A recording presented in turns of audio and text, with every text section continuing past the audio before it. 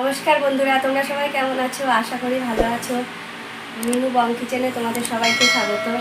আজকে আমি একটি নিরামিষ রান্না নিয়ে তোমাদের সামনে চলে আসলাম, নতুন ভিডিও নিয়ে।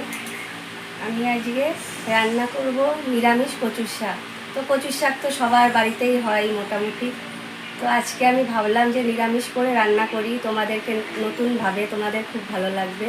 রান্নাটি অবশ্যই তোমরা শেষ অবধি দেখবে, আর ভিডিওটা কেমন লাগলো তোমরা আমাকে কমেন্টে জানাবে।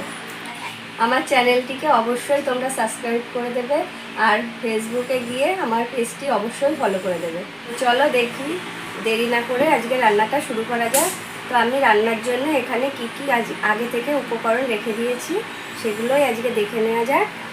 এই দেখো, আমি আগে থেকে কচুর শাকটাকে সেদ্ধ করে জল ঝরিয়ে রেখেছি। আর এখানে শুকনো খোলায় ধনে জিরে আমি গুঁড়ো করে রেখে দিয়েছি।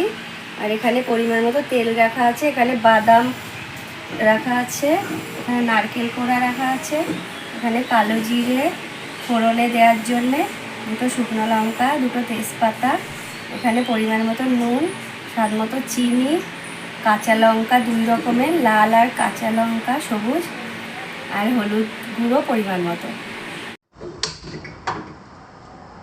কড়াইটা এবার গরম হয়ে গেছে, আমি এবার তেল দিয়ে দেবো। এবার আমি তেলের মধ্যে তেজপাতা দুটো দিয়ে দেবো, শুকনো লঙ্কা দুটো দিয়ে দেবো, ফোড়নে রাখার জন্য যে কালো জিরে রেখেছিলাম কালো জিরেটা দিয়ে দেবো। এর মধ্যে আমি কাঁচা লঙ্কা দু রকমের যে রেখেছিলাম সেই 2 রকমের কাঁচা লঙ্কা তেলে দিয়ে দেবো।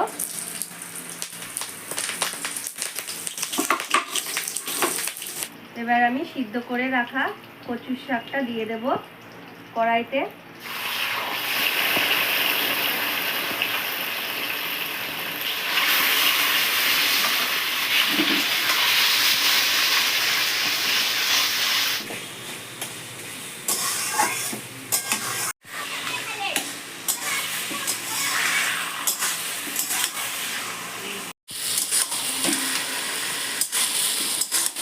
কচুর শাক রান্না করতে অনেকটা সময় লাগে, কারণ এর থেকে অনেক জল বেরোয়, জলটাকে টানাতে অনেকটা সময় লেগে যায়।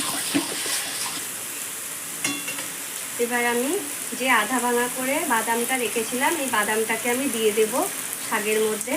এটাকে আর আমি তেলে দিইনি, যেহেতু এটা ভাজা বাদাম তাই আমি তেলে দিইনি।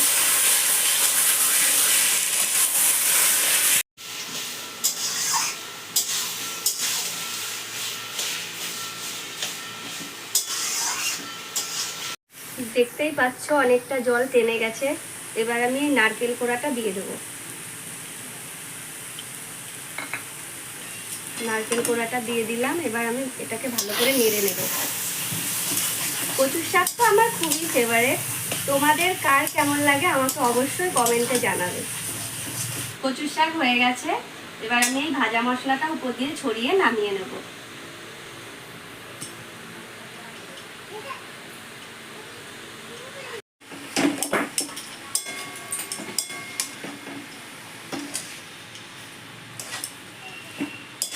আজকে আসি, আগামী দিন নতুন ভিডিও নিয়ে তোমাদের সামনে চলে আসব।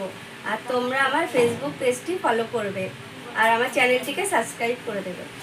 তোমরা ততক্ষণে ভালো থাকবে, সুস্থ থাকবে।